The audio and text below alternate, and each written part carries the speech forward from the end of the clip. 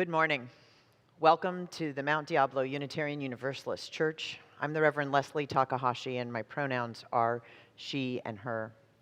We are particularly glad this morning to welcome the member congregations of the Interfaith Council of Contra Costa County, which is using this service as its Martin Luther King Day Junior service this year. And we're grateful to have you among us as guests, whether you're watching this live with us on Sunday morning or whether you're watching it later in this weekend, this important weekend. We are so glad that you're here.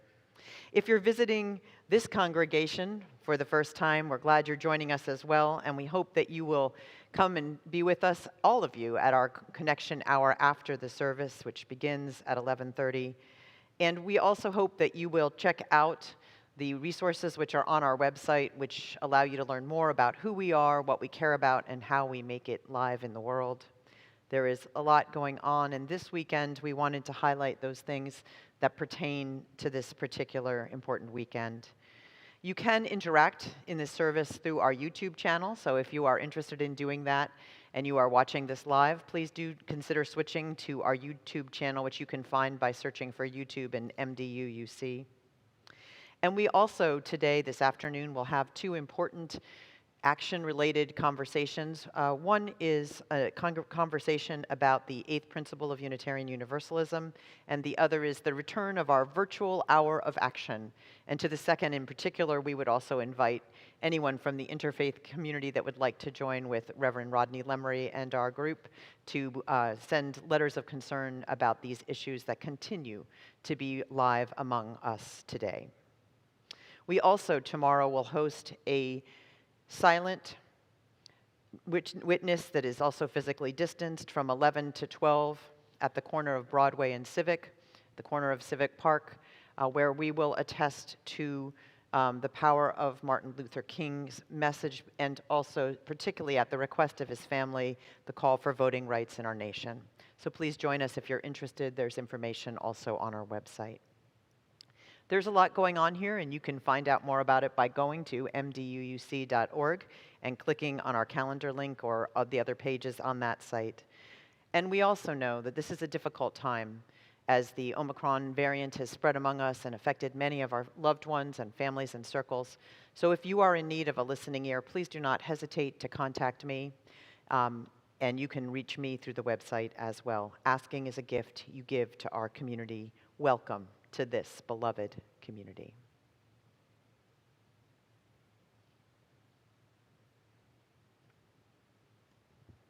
Good morning. My name is Linda Russell. I'm a member of your Board of Trustees, and my pronouns are she, her, and hers. Mount Diablo Unitarian Universalist Church is a welcoming faith community. We begin our services by reading our mission together. We bring to life our Unitarian Universalist values as we seek truth and work for justice, nurture compassion and courage, reach out to each other and to our larger community of faith, bridge the divisions that wound the human family, transform ourselves and our world. As we continue to come together, still, yes, virtually, in consideration for the safety of all in our community, now more than ever, we ask that you take advantage of the many activities that are featured in the weekly mailer.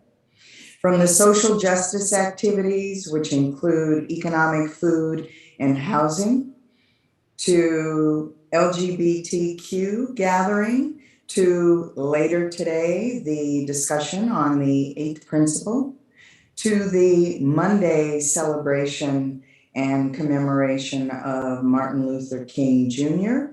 at Civic Park in downtown Walnut Creek. Please engage in activities that speak to your heart and serve as reminders that we are part of a wonderful faith community. Welcome. It's good to be together.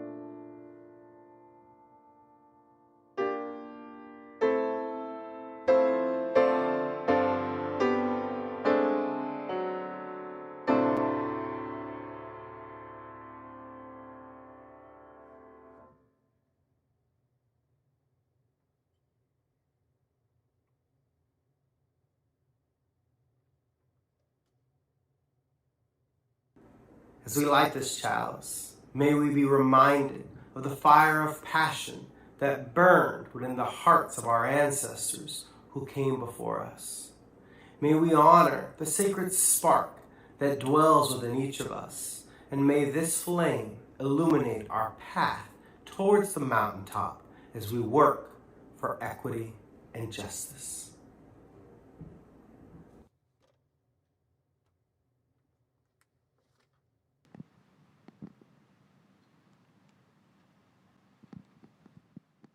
Good morning.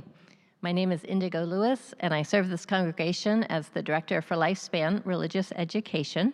My pronouns are she and her. Our story this morning is called A Sweet Smell of Roses by Angela Johnson.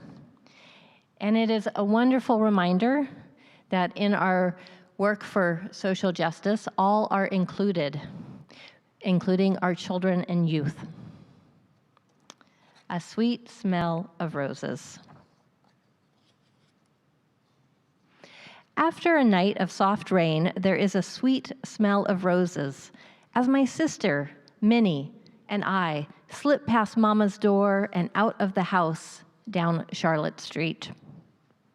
Past the early morning milkman, over the cobbled bridge, and through the curb market, to where everybody waits to march. Minnie and I are only waist high to most of them. Waist high, Minnie and me, waist high holding hands and waiting to march. There is a sweet smell of roses as everyone waits for Dr. King to speak. And the colors, bright light from the sun on the flowers beside the road, as we listen to Dr. King on the megaphone say, "We are right, we march for equality and freedom." Then we start to march, Minnie and me. We look ahead and walk faster like him, clapping in time with our feet, looking ahead just like him. There is a sweet smell of roses even as we march past the people who scream, shout, and say, "You are not right. Equality can't be yours." Then we look farther down the road and keep holding hands, feeling a part of it all, walking our way toward freedom. There is a sweet smell of roses as more people start marching with us, pouring out of the side streets, clapping and singing, "Freedom, freedom." Then someone picks me up and puts me on his shoulders. Somebody picks Minnie up too, and we are high above everybody, still marching. There is a sweet smell of roses as we all gather in the center of town, all together, all here, listening to Dr. King as the sun gets higher in the sky. He talks about peace, love, nonviolence, and change for everybody, and the sun gets higher in the sky. When it's time to go, we skip back hand in hand, Minnie and me, singing freedom songs along the streets, through the curb market, over the cobbled bridge, and past the mailman, to our house on Charlotte Street. Then there is Mama, worried face, waiting there for us. She smiles after a while, hugging us, then takes our hands, and as we tell her about the march, the curtains float apart. And there is a sweet smell of roses all through our house. I hope you'll join us in blessing our children with song this morning.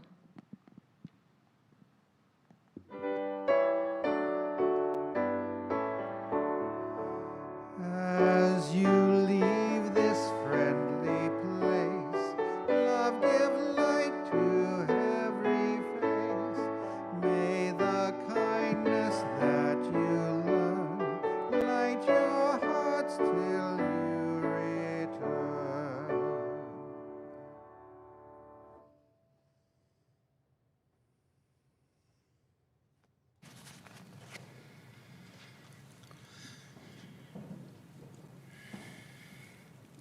Injustice anywhere is a threat to justice everywhere. We are caught in an inescapable network of mutuality, tied in a single garment of destiny. Whatever affects one directly affects all indirectly. This is a quote from the letter from Birmingham Jail written by the Reverend Dr. Martin Luther King Jr. and published by several newspapers, including the New York Post and Liberation magazine in 1963. Dr. King had been arrested in Birmingham, Alabama in April 1963 after defying a state court order and leading a march of demonstrators without a permit. They were calling for an Easter boycott of white-owned businesses. His letter was a rebuttal to 8 moderate white preachers who published their opposition to the march and accompanying rallies in a statement published in the Birmingham News. His plea for constructive, nonviolent tension was a way to abolish unjust laws, and it became a key manifesto in the civil rights struggle. The letter from Birmingham Jail is an important historical document. I remember reading it for the first time many years ago in my Rhetoric of Race Relations class as an undergrad. I also remember learning about this minister, Dr. King, and his tenacity at insisting that the sacred and the political are in fact intertwined. This reading back then was the first time that I was faced with the realization that my learning to speak more politely and not talk about secular problems in my Sunday school class was a result of me being brought up in mostly white churches.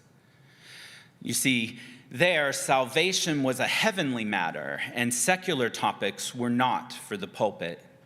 Render unto Caesar what is Caesar's was often the misplaced scripture quote that would be used should I or anyone else bring up matters that were not for church time.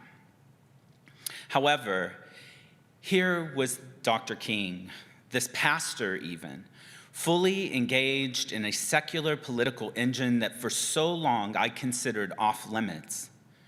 This was a new model to me of how to be human. Could it be that living my faith values authentically might mean in every aspect of my life, sanctuary and the streets, and not just on Sundays? I am very grateful for my professor, Dr. Keith Jenkins, and his tutelage over the years. It is also amazing to have found Unitarian Universalism, which I believe promotes this concept of living our values out loud from the sanctuaries into the streets. For me, Dr. King's quote fits well within the framework of Unitarian Universalism. It reminds us that each of us are importantly individual. That's our first principle, after all. And it also reminds us to call us into covenantal relationships that honor the fact that our individual lives are tied into the web that is intricately woven, our 7th principle. Now, contrary to some, I do not see these two principal values in opposition to one another, but ideally in equilibrium. Perhaps the overemphasis of the first principle without a counterbalance to the 7th is problematic in our faith tradition and liberalism as a whole. COVID, after all, has taught me that I can't always rely on my fellow humans, as they sometimes overvalue themselves at the expense of the community as a whole. I think this is something that Dr. King's lived experience instilled in him. In celebration of our interconnected lives today, we are really thrilled to welcome to our congregation the Reverends Will McGarvey and Julius Van Hook. Reverend Will is the Executive Director of the Interfaith Council of Contra Costa County, and Reverend Julius is the Interfaith Chaplain serving the juvenile youth who are incarcerated in Contra Costa's jail. All of the programs offered by the Interfaith Council are ways in which we practice the interdependence of our individual lives. I believe that if we participate, we can actually learn and grow into a more beloved community. Today and tomorrow, we have already uplifted 3 potential events where you can also engage in beloved community building. Tomorrow, in honor of the Dr. King and his family's wishes to not celebrate his legacy, but rather uplift the threat to our democracy and voting rights that are currently happening across our country, we will gather in a silent public witness at the corner of Civic and Broadway from 11 to 12. This same effort is going on at a national level across the country. Also available, as you have heard today, are 2 opportunities for engagement further. The 8th principle discussion that will be happening from 1:30 to 2:30, and then our virtual hour of action, where you can come and in very small but meaningful ways, connect spiritually with others and work for justice in the larger world. And that's from 3 to 4. I really hope you consider joining us for one of these opportunities to promote change within our community and more broadly. I'm so grateful that I am no longer part of a faith tradition that believes I am only a person of faith on holy days.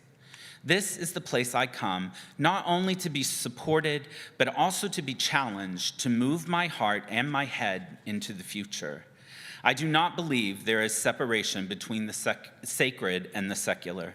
Dr. King reminds me that this one precious world is complicated and entangled in a web of mutuality that isn't so easily untangled. We see this even in how we are gathering for worship today. Some of you are joining us in our interactive YouTube channel forum, and I'm inviting all of us, no matter how we are engaged with this service, to keep our values in our heart and mind, and think about how we intend to move our values from the sanctuary to the streets. In fact, I would like to think about a specific action that you are willing to take to demonstrate this kind of solidarity and mutuality, especially given that our democracy and voter rights are threatened.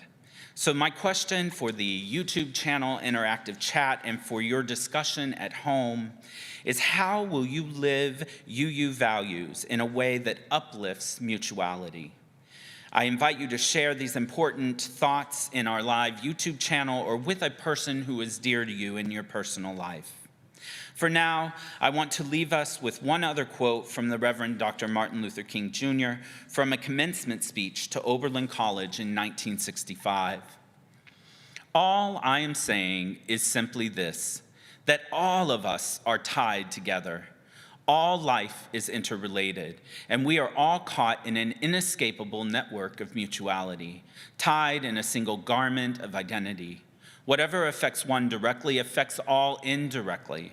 For some strange reason, I can never be what I ought to be until you are what you ought to be. And you can never be what I ought to be until I am what I ought to be. This is the interrelated structure of reality. On this special day, come, let us worship and learn to be together.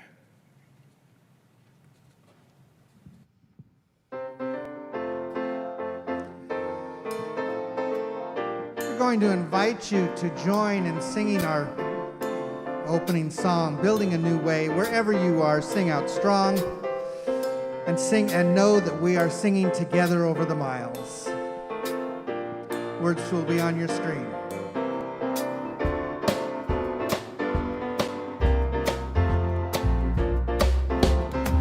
Come be with me to that land. Come and go with me to that land. Come and go with me to that land where I'm bound. Come and go with me to that land. Come and go with me to that land. Come and go with me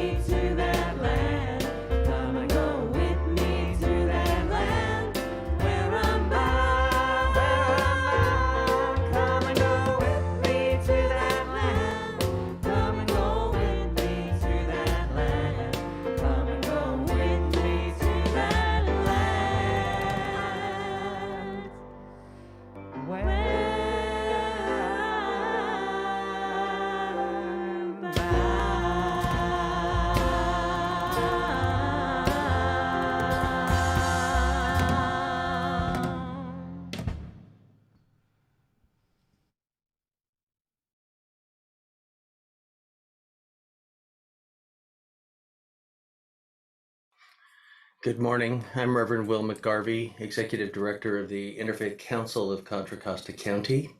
It's my great pleasure to be here with you this morning. And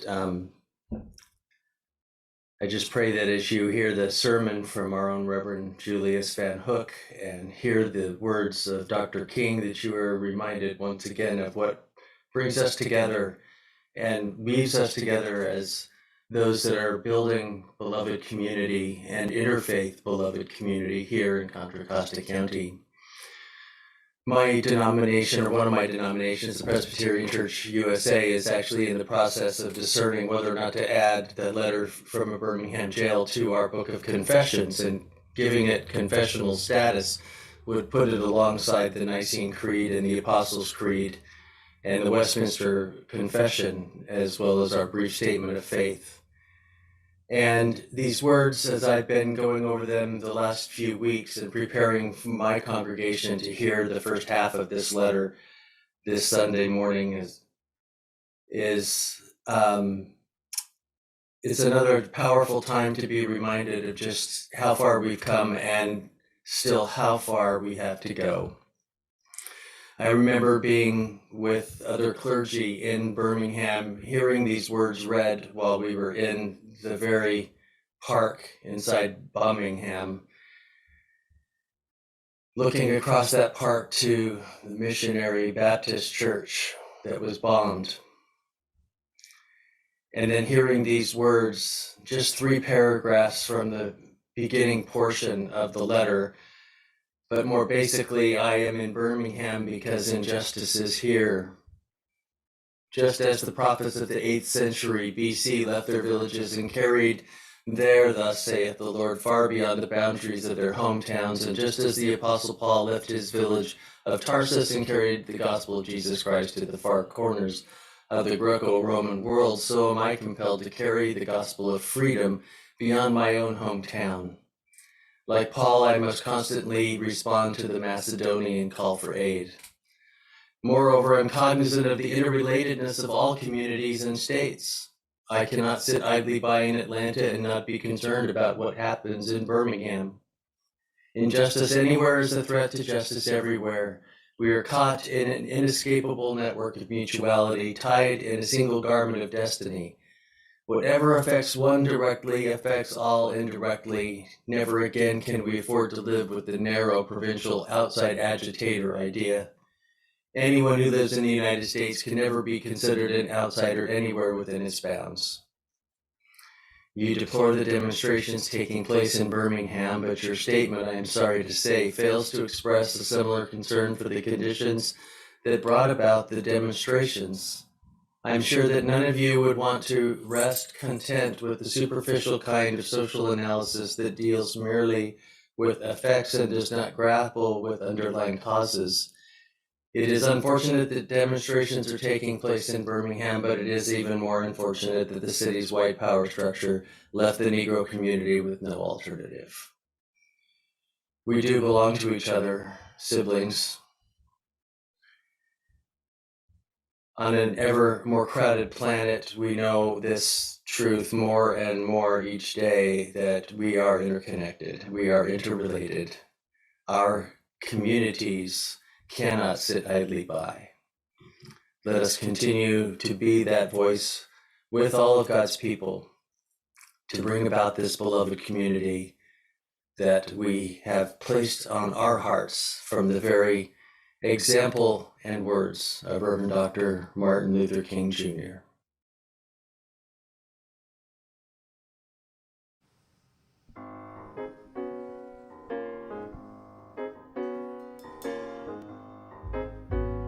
Let's sing together.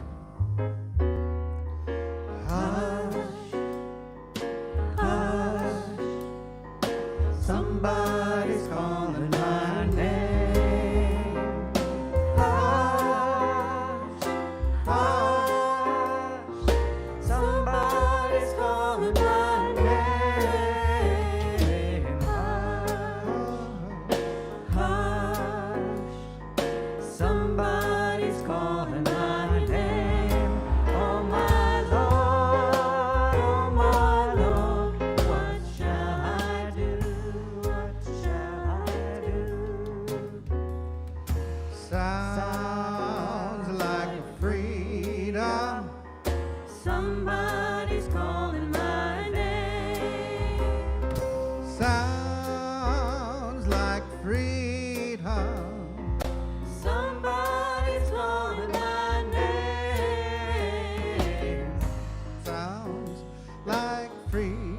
freedom.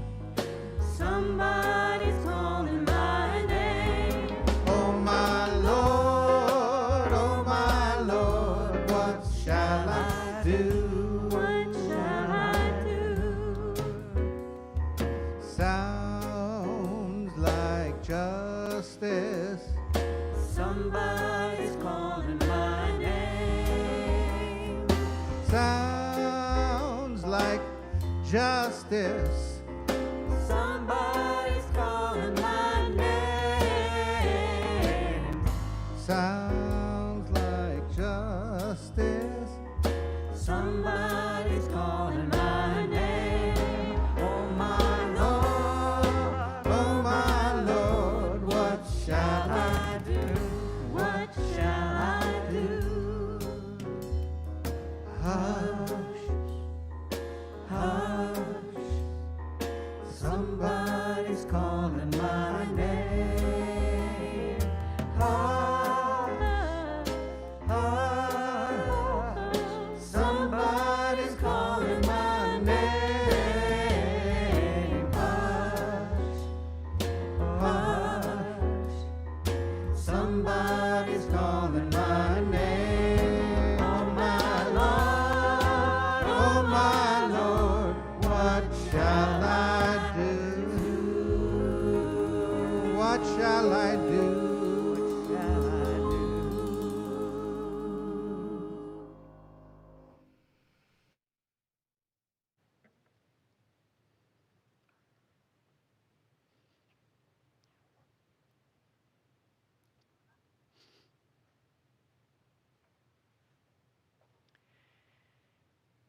It is the custom in this congregation, when we lose a member to death, to light a candle from the chalice. And I light this candle this morning for our member, Eleanor Greenlee. Eleanor has been a member of this congregation since 1967, and she died last week at home peacefully. Let us take a moment to honor the spirit of Eleanor Greenlee.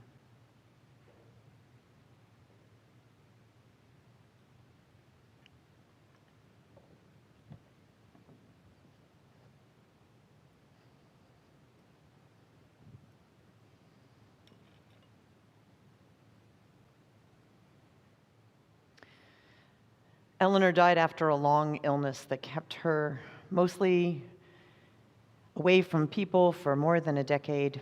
She had a couple close friends that she kept in touch with, one of whom was our own beloved Marge Chapel. She was fortunate to have the care of her two children, and especially of her son, Paris, who lived with her so that she might have her last wish, which was to die in her home, which she did last week. Let us remember Eleanor. A service will be held later in the spring for those to remember her. Let us honor her life in our hearts. I'm going to also take a moment to honor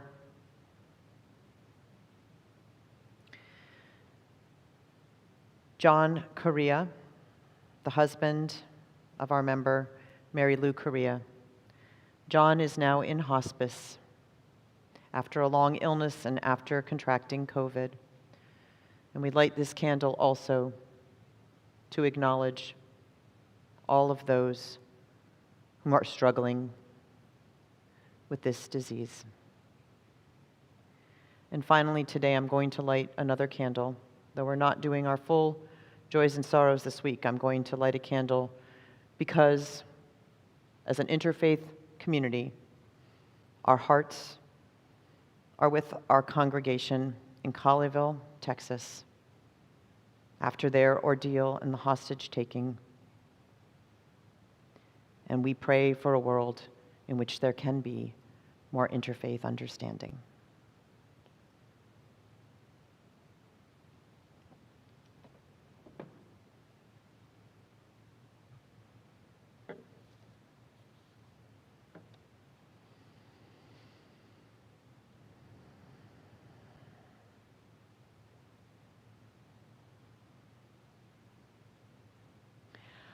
I invite you to join in the spirit of the deep ask of prayer today in this service in which we honor the legacy of the Reverend Dr. Martin Luther King, Jr.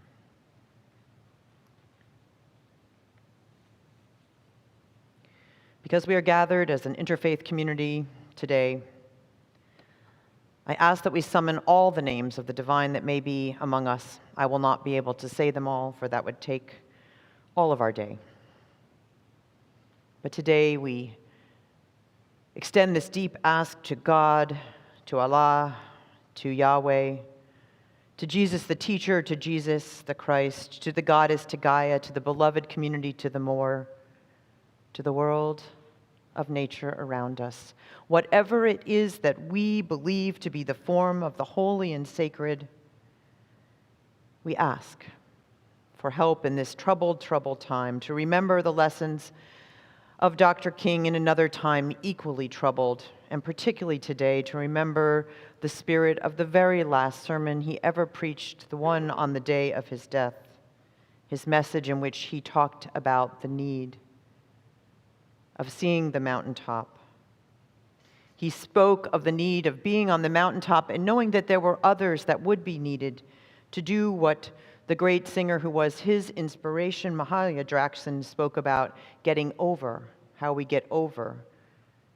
Dr. King knew that he would not be the one to get over the mountaintop, so he passed the torch to all of us to do that work. And so today, as we remember in our hearts his words about false peace, we put that aside and we also put aside false dichotomies. For we know that to get over, we will need to remember to deepen our commitment to the Spirit and also our commitment to put our values, whatever they are, into justice and action.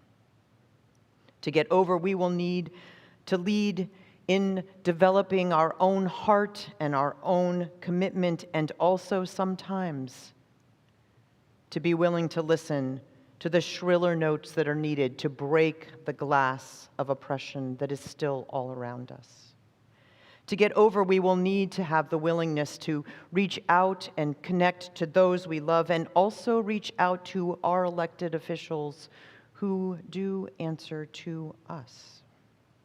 To get over, we will need to listen to the ways that we are called. Listen to that hush. Listen to when someone is calling our name to be a witness, when someone is calling our name to take and spend some of our risk dollars in service of the vision of the world that we need, the way that my dear colleague, the Reverend Will McGarvey, did when he went to join those resisting Line 3. In order to get over, we will need to hear the impassioned voices of those most affected, and to be also able to hold the pain and the anger that their situation may cause. To get over, we will need to advocate not only for our climate and also for those humans and animals who inhabit it, for it is in the totality of this interdependence that we will get over. In order to get over, we will do our best and accept that our actions will always be flawed, and that our courses will always need to be corrected, and that that is also part of the journey of getting over that mountain, getting over to the other place of beloved community that Dr. King inspired us to see. So today, my beloved friends of all faiths, let us heed some of the words that are less pretty from the speech that he gave, that last sermon of Dr. King's. Not the ones that are taken out and sanitized and used, but the ones that are hard and gritty.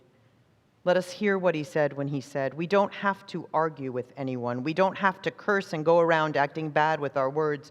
We don't need any bricks and bottles. We don't need any Molotov cocktails. We just need to go around to those stores and to those massive industries in our country and say, God sent us here to say to you that you're not treating his children right, and we've come by here to ask you to make the first item on your agenda fair treatment where God's children are concerned.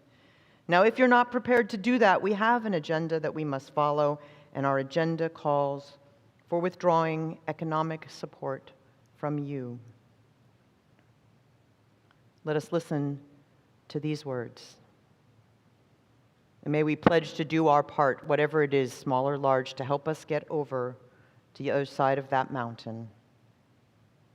And as we decide where to put our energy, where to spend our risk dollars and our actual dollars, may we not forget that we are the ones who carry this now. But we do not carry it alone, we carry it in community. And for this we are grateful. For this we say, Amen, Amen, Ashe, and blessed be.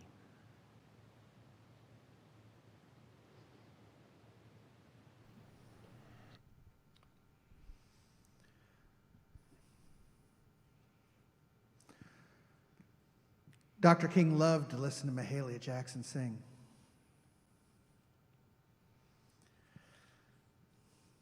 He would often ask her to sing for the rallies. He listened to her for comfort, for courage. And it was Mahalia Jackson who in the National Mall prompted him to say, "Tell him about the dream, Martin." This is one of the songs that she sang at those rallies. We sing this morning in tribute to Mahalia Jackson and to Dr. King, and in solidarity with our siblings who continue to experience systemic racism and who continue to be marginalized.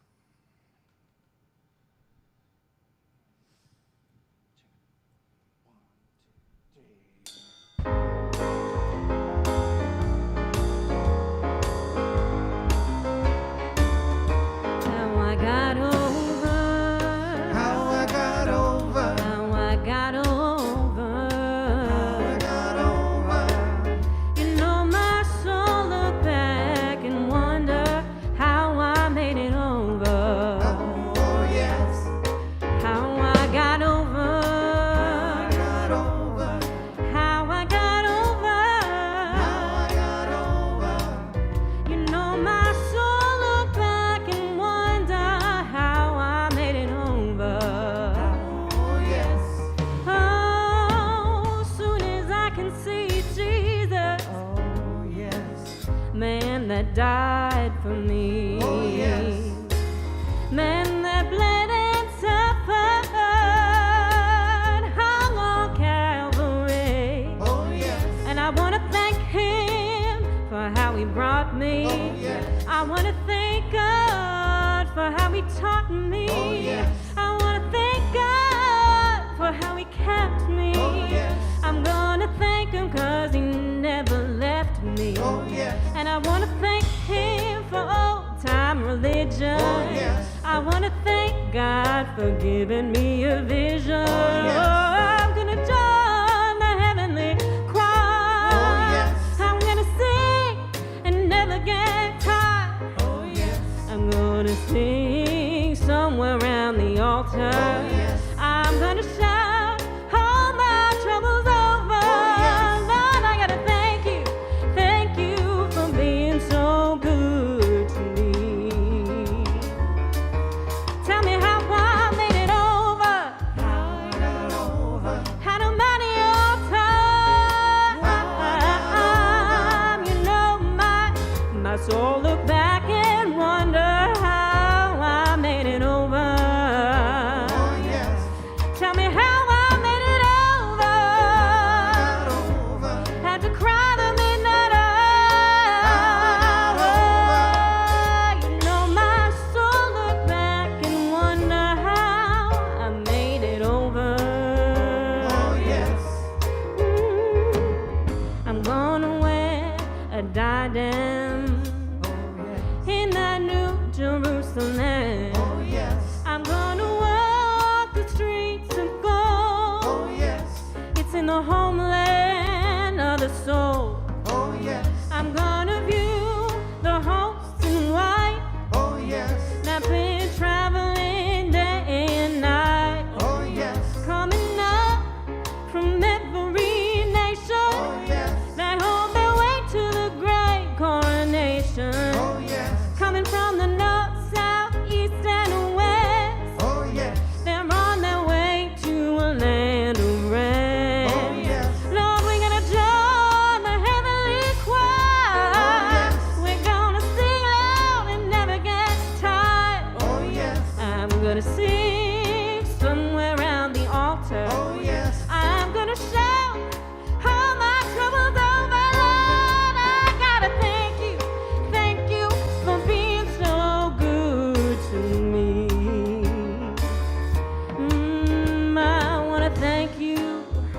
this morning. I want to thank you, Lord, this morning. You know, all night long, you kept your angels watching over me. You told your angels, Lord, this morning. You said, touch her in my name. You said, touch her in my name.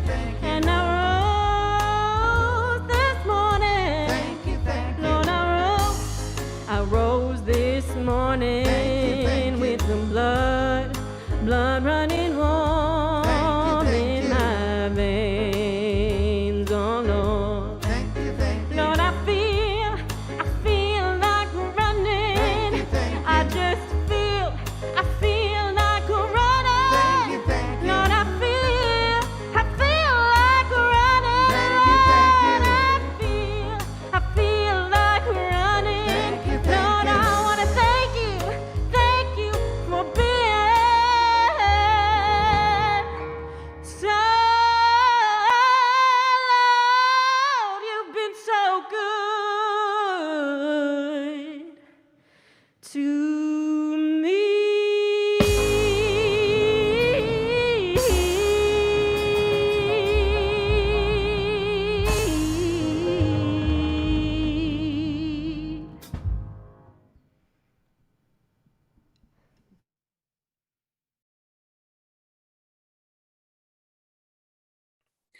Good morning. My name is Sharon Solstice, and my pronouns are she, her, and hers.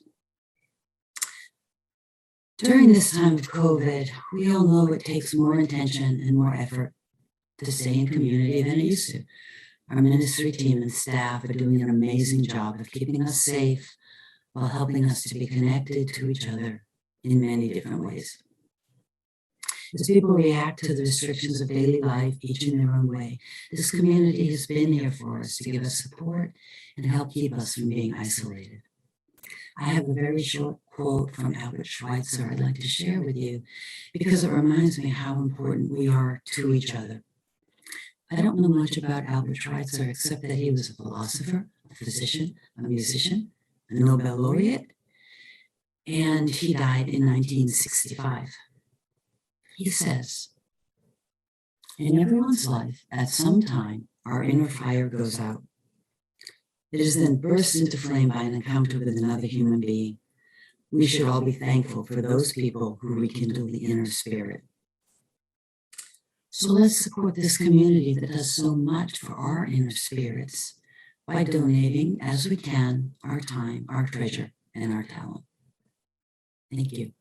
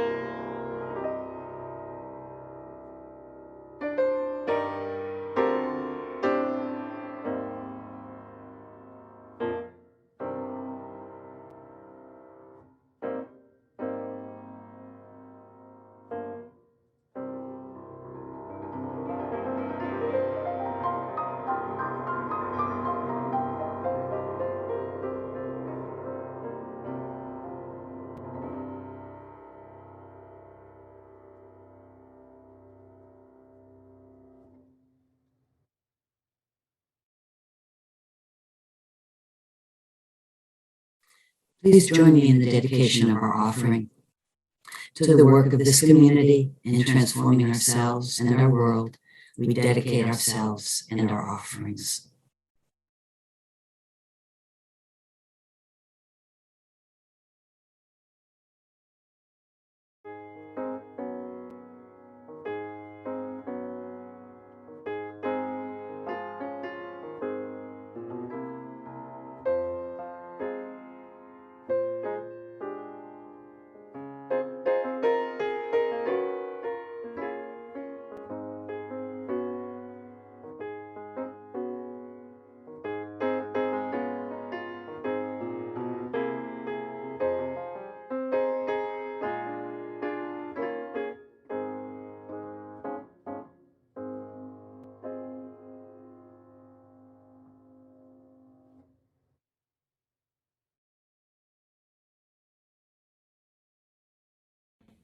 Hello, Reverend Julius Vanhook here. So blessed to be with you all today to share on such an auspicious occasion as we celebrate this dream maker who has caused us and inspired each and every one of us to dream, and to not only dream, but dream beyond the mountaintop as he did.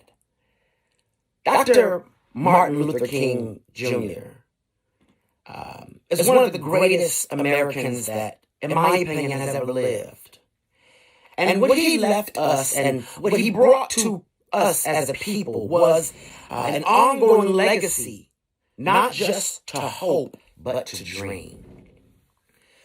And I'm so privileged to stand here in his honor to speak about this champion of freedom for ethnic equality, not just ethnic equality, but equality for all of us and all of our beautiful diversity. This prolific preacher and civil rights leader was a drum major for justice, not just for justice, but also for peace, and he has inspired many, many generations. Over half of a century ago, we were in a position as a country where the fight for equality was worse than it is now. We've seen that so many things, so many aspects of his dream and many other dreams have come to pass. But what was so great about that time was that Dr. King was a prophet that was able to speak to a people that were in devastation. And I want to speak to every dreamer today to encourage you to speak up against all injustice, against all discrimination, because you never know who is waiting, who has been waiting to hear your prophetic voice, to hear what you have to say to set people free. Dr. King was a dream creator, a dream curator. He thought of things and imagined things that had never existed before as he knew it. What he was a catalyst for the spark that would cause us to examine those things around us, those things that we actually call the evils of the day. What Dr. King said in his speech, he said that we've come to our nation's capital. This is when he was in Washington, D.C., and he said to cash a check, but we refuse to believe that the Bank of Justice is bankrupt. And I echo those sentiments today that I refuse to believe that the Bank of Justice is bankrupt. That this fight for equality, this fight for equity, that we will see it all come to pass one day. Dr. King endured so much for his fight and his cause of social justice. One thing I found out about dreaming is that when you dream, you have to understand that you have to go through nightmares in order for your dream to come to pass. And we've experienced many nightmares since Dr. King dreamt his dream. But even with all of those nightmares, we've also seen many people carry this torch of keeping this dream alive. Now, not only was Dr. King involved in, was his dream that of a political nature, but it was also theological and very spiritual. The movement that he sparked and was a part of was not just rooted in one or the other, but it was both and. And that's what also I believe we are called to recognize today, is to celebrate our both andness.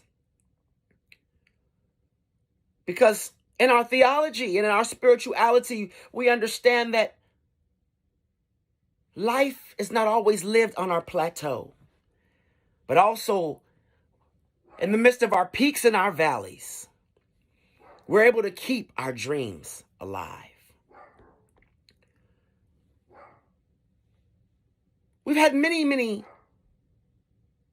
things that have happened at a mountaintop experience. The mountaintops are good times. They're great times. But they're also life's valleys. And the question today is, will we continue to dream?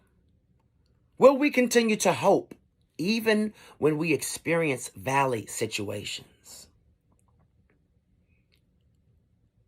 Will we dream past the valleys of stereotypes? Will we dream past the valleys of being ostracized and being criticized?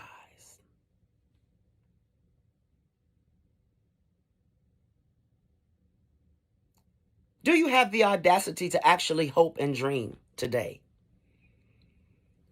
We must have a dream not only of the past, not only of what was our mountaintop experience and even the things that Dr. King dreamt about that have come to pass, but do we have a dream for the future? Do we have a dream that goes past 2022?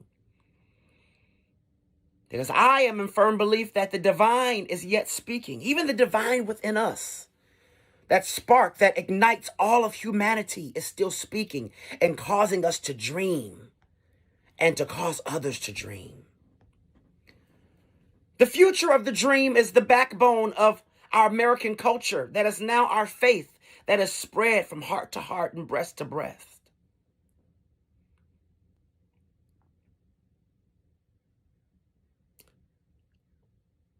I'm reminded of Joseph and the Christian and Hebrew scriptures. That when he dreamt a dream, he was thrown in the pit just for dreaming his dream. Because of the favor that he had on his life, he experienced many setbacks. But Joseph was able to come back and say, after all the things that he experienced, that you meant it for evil, but the divine meant it for good. And that's what I want to encourage everyone with today, is that Oftentimes, as a dreamer, you will be misunderstood. Oftentimes, as a dreamer, you may be well ahead of your time. Oftentimes, as a dreamer, you may be in a place where it's just you and all that you're experiencing and these grandiose visions. But I too, like Dr. King, have a dream. A dream that goes beyond the mountaintop, but it goes with me through every peak and valley, through every crack and every crevice of this life. A dream that goes beyond who's in the White House.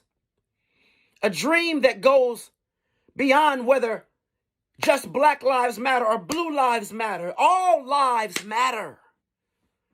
But we must focus on not only righting wrongs,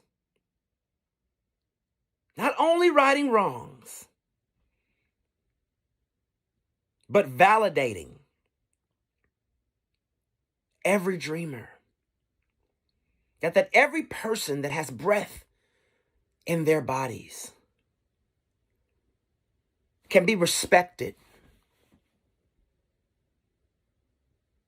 That everyone that has breath in their bodies can be loved and valued. I'm taking my time because this really speaks to me. We've seen so much in just this past year. We've seen many come, we've seen many go. We've seen many dreams that were deferred actually come to pass. And we've seen many that have dreamed, seemingly become as if their dreams have been cut off. But I want to encourage you today to dream again. Don't just dream again. But as you share your dream, let's put action behind what we dream. Let's not just talk the talk, but let's walk the walk. What the world needs now is love, sweet love. It's the only thing that there's just too little of, the songwriter said. But we stand today on such great shoulders of greatness, blessed to carry this mantle of peace, justice, and for the liberty of not just people that look like me, sound like me, and talk like me, but for everyone. May you be blessed. May you experience peace. May you experience joy. And may you be comforted through every valley that you experience, knowing that the mountaintop is just around the corner. Blessings.